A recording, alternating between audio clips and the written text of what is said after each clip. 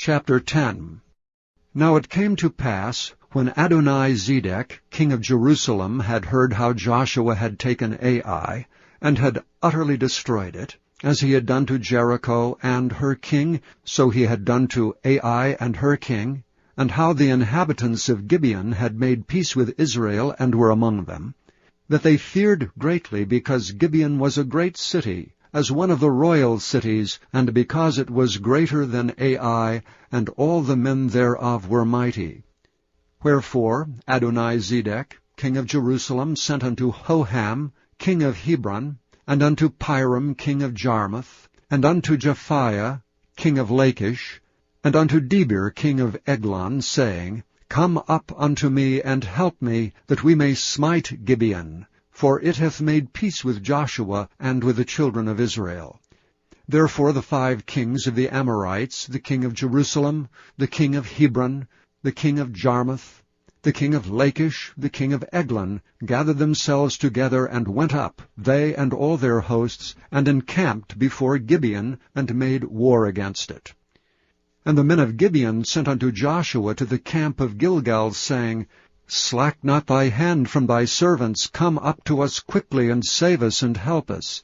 For all the kings of the Amorites that dwell in the mountains are gathered together against us. So Joshua ascended from Gilgal, he and all the people of war with him, and all the mighty men of valor. And the Lord said unto Joshua, Fear them not, for I have delivered them into thy hand. There shall not a man of them stand before thee. Joshua therefore came unto them suddenly, and went up from Gilgal all night. And the Lord discomfited them before Israel, and slew them with a great slaughter at Gibeon, and chased them along the way that goeth up to Bethhoron, and smote them to Azekah and unto Makkedah.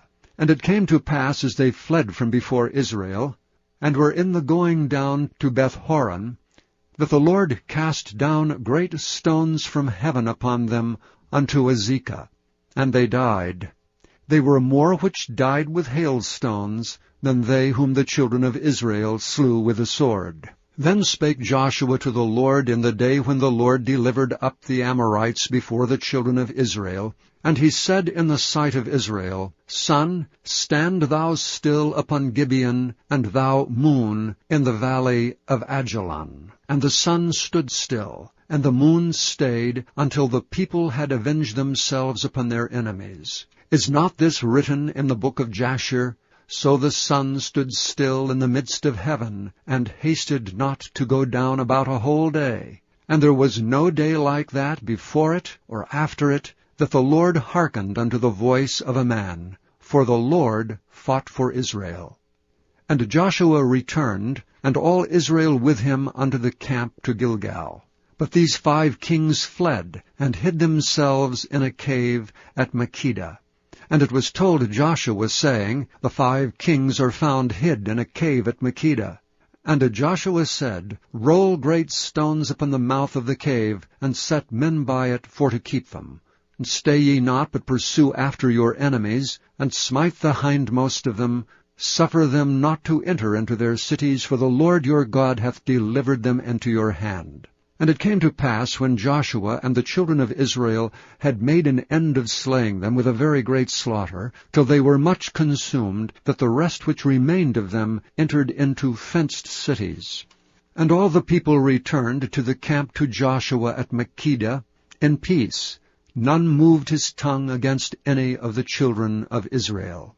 Then said Joshua, Open the mouth of the cave, and bring out those 5 kings unto me out of the cave. And they did so, and brought forth those 5 kings unto him out of the cave, the king of Jerusalem, the king of Hebron, the king of Jarmuth, the king of Lachish, and the king of Eglon. And it came to pass, when they brought out those kings unto Joshua, that Joshua called for all the men of Israel, and said unto the captains of the men of war which went with him, Come near, put your feet upon the necks of these kings. And they came near, and put their feet upon the necks of them. And Joshua said unto them, Fear not, nor be dismayed, be strong and of good courage, for thus shall the Lord do to all your enemies against whom ye fight. And afterward Joshua smote them and slew them, and hanged them on 5 trees, and they were hanging upon the trees until the evening. And it came to pass at the time of the going down of the sun, that Joshua commanded that they took them down off the trees, and cast them into the cave wherein they had been hid, and laid great stones in the cave's mouth, which remain until this very day. And that day Joshua took Makkedah, and smote it with the edge of the sword, and the king thereof he utterly destroyed. Them and all the souls that were therein he let none remain. And he did to the king of Makkedah as he did unto the king of Jericho. Then Joshua passed from Makkedah, and all Israel with him, unto Libnah, and fought against Libnah. And the Lord delivered it also, and the king thereof, into the hand of Israel. And he smote it with the edge of the sword, and all the souls that were therein. He let none remain in it, but did unto the king thereof as he did unto the king of Jericho. And Joshua passed from Libnah, and all Israel with him, unto Lachish, and encamped against it, and fought against it. And the Lord delivered Lachish into the hand of Israel, which took it on the 2nd day, and smote it with the edge of the sword, and all the souls that were therein, according to all that he had done to Libnah. Then Horam king of Gezer came up to help Lachish, and Joshua smote him and his people, until he had left him none remaining. And from Lachish Joshua passed unto Eglon, and all Israel with him, and they encamped against it, and fought against it. And they took it on that day, and smote it with the edge of the sword, and all the souls that were therein he utterly destroyed that day, according to all that he had done to Lachish. And Joshua went up from Eglon, and all Israel with him, unto Hebron, and they fought against it.